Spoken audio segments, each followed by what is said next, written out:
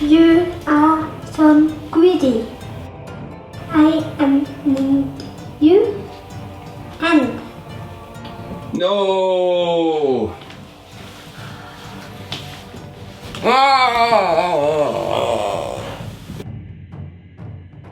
Hello.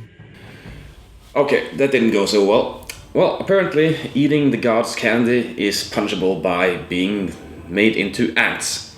That's the story in this game anyway.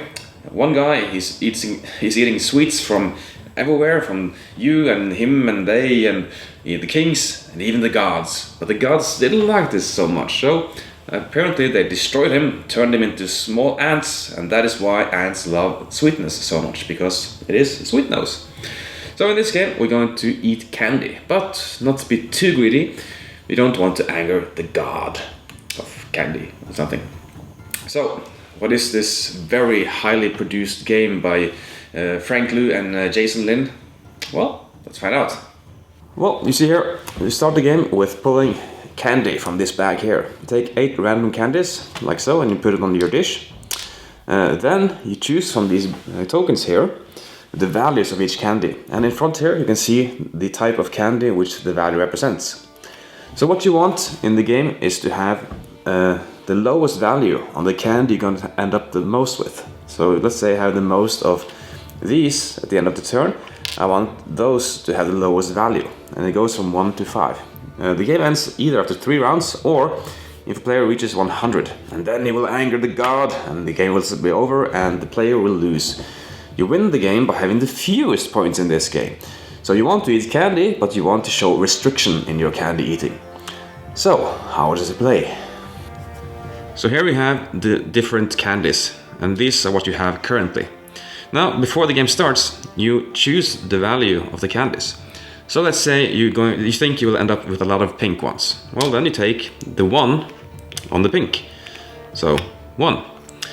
Let's say you end up with none of the pink ones, or you think so. Well, find a 5 here and put it there instead.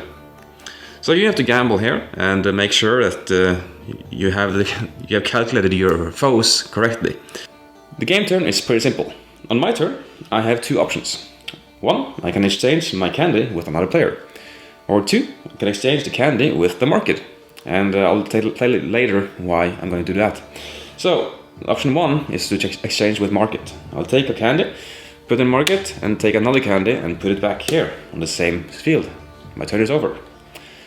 Alternatively, I could take one of my candies, give it to another player, let's say him, put it in the green dish here, and take one from the red dish of him, and put here in my green, it's a bowl actually, and this is a dish. So this is essentially locked now, and this is locked. And my turn is over. So the next player does the same, or well, he has the same options, and we go around until one player has the dish empty. So if he finishes, I just do this, take all the tokens from my dish and put over here in the bowl, and this is what I score. The round is over. You have all this in your bowl. So let's start with green one. Green, you had 3. So we have 1 green, none in the market. So it's 1 times 3 points. So 1 to 3. Then we do the pink ones. Oh, 5. 1, 2, 3, 4. Yeah, you have to count this as well. So you got 4 times 5, which is 20. That is not good. 23 points. And brown, it's a 4. Ow, you only have 1, but you also have 1 in the market. So 4 times 2 is 8, so 31. And 2 of those, none in the market. 2 times 2 is 4. So 1, 2, 3, 4. And finally, 1, and none in the market, so 1 point. So 36 points. That is a lot. Ouch. Well, it was a gamble with this one. It really hurt with this 3 here and 1 in the market, so 4 times 5. Not so good. So, you're in the lead. That is not so good. But you get to choose from these stores down here based on your points. You're 36. That means I can choose from any of these buildings here. You see, it's 17 plus and so forth, and 31 plus. So it's based on the current round. So I can just choose first, freely, one store among all these tiles here.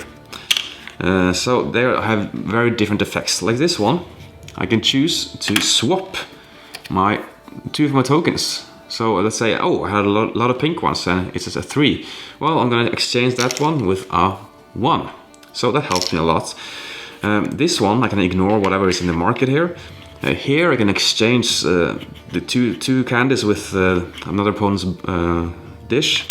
Here you can exchange from your own dish with your own bowl and so forth. So many good effects here. And that will help me and have a small, not catch up, but a catch down mechanism to help me not gain so many points in the next round. So then the next player gets to choose based on whatever score he got this round. If he had less than 17 points, he doesn't get any building at all. Well, that was Sweet Nose. I'm not sure about the availability for this game, but yeah, check it out if you can. I really like this one. But okay, I just skipped to the conclusion there. This game is a simple game. It's kind of a filler, but not because it takes 30-45 minutes to play, but I do enjoy this. The one thing I have to mention is the components in this game. They are awesome. I mean, just the star player token here is so big and huge, and these tiles here are so thick, like half a centimeter thick. I have no idea what the inches or feet or whatever it is supposed to be. And these tokens here are also gorgeous. Everything in this game is gorgeous and awesomely produced. And to such extent that it is overproduced because the game is so simple. It is kind of a filler game, or yeah, it takes 30-45 minutes to play, but I do enjoy playing this game, and I think the component quality helps with the enjoyment because everything just feels so natural in this game. And I do enjoy it. You take your own candy and swap with other players, and you gamble based on your tokens here. So getting ahead here, you get a bonus by taking a store, but then you have the most points, and you don't want to have the most points anyway. So if you can stay low, well, then you have an advantage already. But if you get too far ahead, then you have the option to manipulate stuff, so you don't want to get too many points in the next round again. So it is a nice balanced game, this is. I still haven't ended the game by having 100 points at the end of the third round, or before 3 rounds. But it might happen. It might very well happen based on what you have gambled with.